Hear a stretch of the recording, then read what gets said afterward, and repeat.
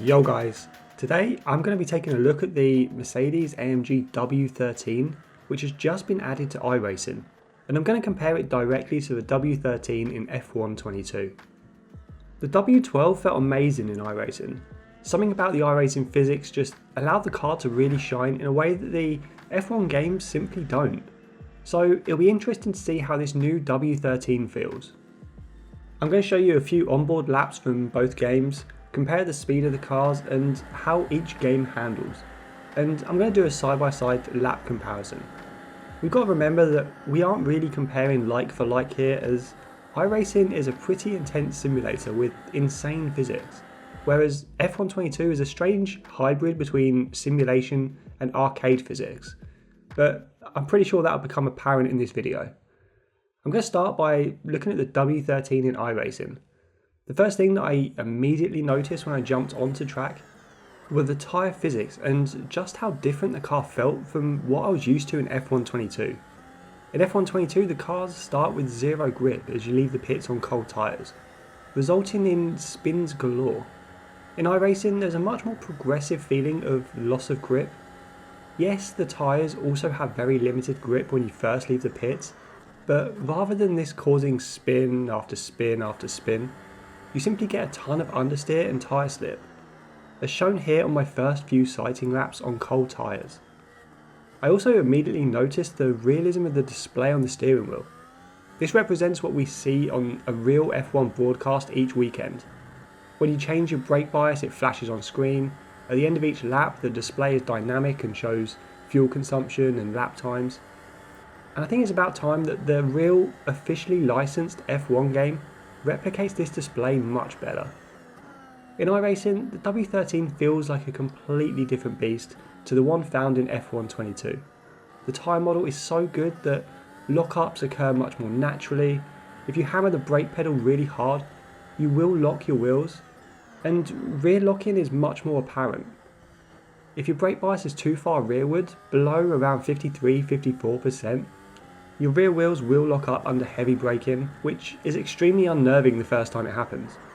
I had to turn my sim off and go and have a sit down after locking my rear wheels going at 150 miles an hour into turn 3 at Silverstone.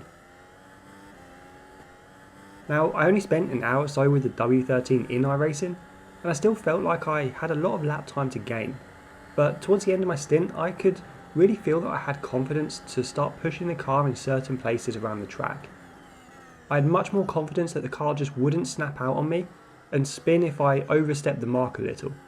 And while the car did certainly feel skittish in places, especially when accelerating through a corner like turns 5 and 18, I nearly always felt in control. Now I'm going to show a side-by-side comparison with F1 22 and the W13 in iRacing.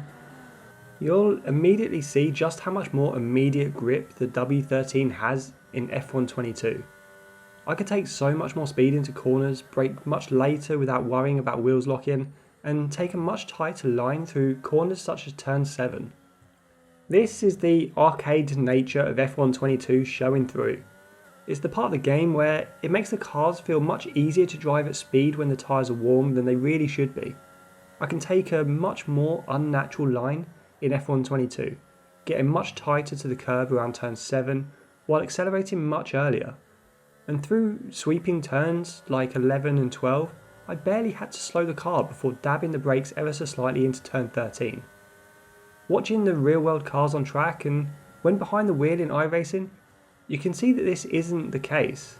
You have to lift into turn 11, position the car much more accurately and slow a little more into turn 12 before a much heavier braking zone into turn 13. With F1 22 your car has so much grip, especially on warm soft tyres. That is until you push just a little too hard, and then you have no grip at all. As soon as you overstep the levels of grip in F1 22, the car gives way and is almost destined for the wall without any hope of saving it from spinning. Whereas on iRacing you have so much more finite control as the car starts to give way.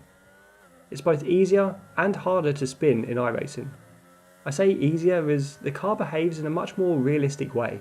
The car feels heavier, more skittish, and isn't planted to the track like it often is in F1 22. But then, as you feel the car starting to lose traction and grip, you have a much better chance of preventing the spin before it happens. You'll see the difference in speed between the two laps as they play out. In just 7 laps in F122, I was almost 5 seconds a lap faster than I was in iRacing when using warm soft tyres and a full qualifying deployment mode. Although this isn't massively representative, as you can see in my final lap in iRacing, after around just an hour of practicing, my lap time was already 1.5 seconds better than my previous best. This really shows that I have so much time to still find in iRacing, but whether I could ever get the lap time down close to my personal best in F122, well, that's debatable. But man, the W13 feels so good in iRacing. If you're an F1 fan and already have some of the tracks that are on the calendar such as Spa and Silverstone purchased in iRacing, be sure to check this car out as it's so much fun. And in my opinion, it's a much better representation of the W13 than it is in F122. Of course, that's coming from a guy who's never stepped foot in an F1 car, so take this all with a pinch of salt.